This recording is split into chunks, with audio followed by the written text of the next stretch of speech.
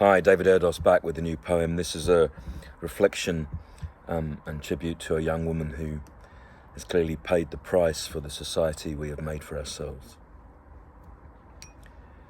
Victimoria. She dies after a life of use. Charm is chattel. From the seeming contrition of princes to a backroom deal, suffering is transformed into song, screeched between sheets by death's raven, arriving now at her window while watching the news wheel stall, buffering between fiction and fact, pose and perspective. This slender girl who soon bloated, as if adding weight to the wound was a means to disguise what was dealt by billionaire boys playing princes, inside captive kingdoms from which each torn consort would, even in escape, feel marooned. As she did, it seems, by then categorizing her captors, speaking out for the children and those not that much older who slipped on either marble or sand, in damned distant courts, free from judgment. On hot afternoons or chilled evenings in which each touch or look left them chipped, the blonde cheesecake girls, too soon masticated, reduced to crumbs, sweated over, or saliva stamped through the years. Miss Guthrie claimed her moment at last, and for long enough shook the table. And while a crown was cut into, it drew no blood until now, only tears. And he will have already stolen the breath that she, in weakening, has relinquished, to be exhaled as relief and conjecture, as nothing can be now verified.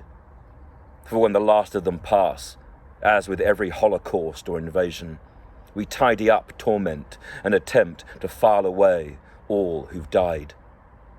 It is a testament to the fact that the times in which we live are unholy.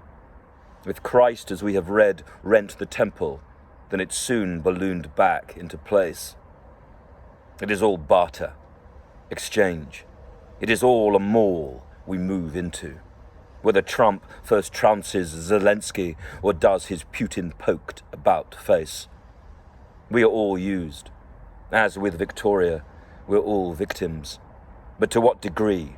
And who is saint and who martyr in a valueless age where cost claims every virtue?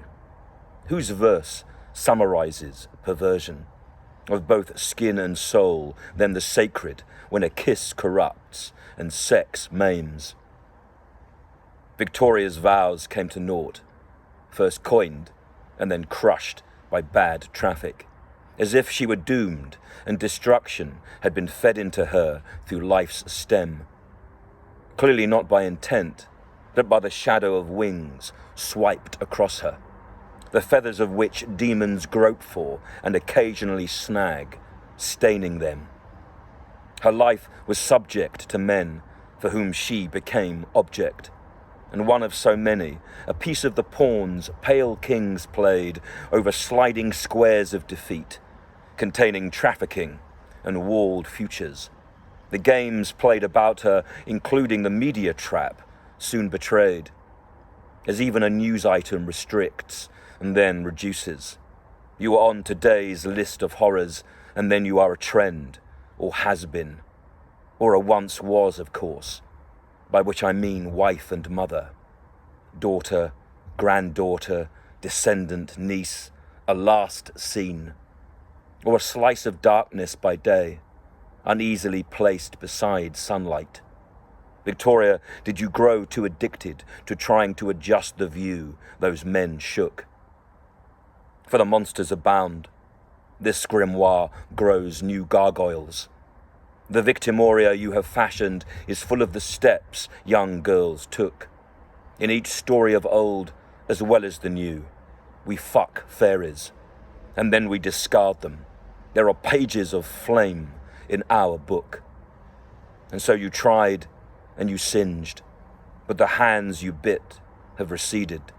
And now you too, in deciding that their touch was too much, can't be felt by those who loved you.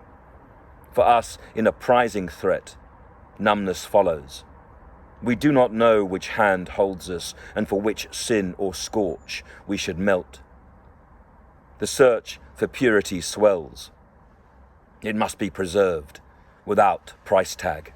So must we appreciate what seems perfect, beauty and youth, from afar, as aging eyes mist with curse and cloud and corruption, raping each victim with penis or bomb as souls scar. We must expose all, that's clear, but then little is any longer. Truth is cloaked always as we pull that cord at our cost. The burning bodies beneath betray all hope. Beauty's bloated. To die then is diet, but to live for her was to be lost.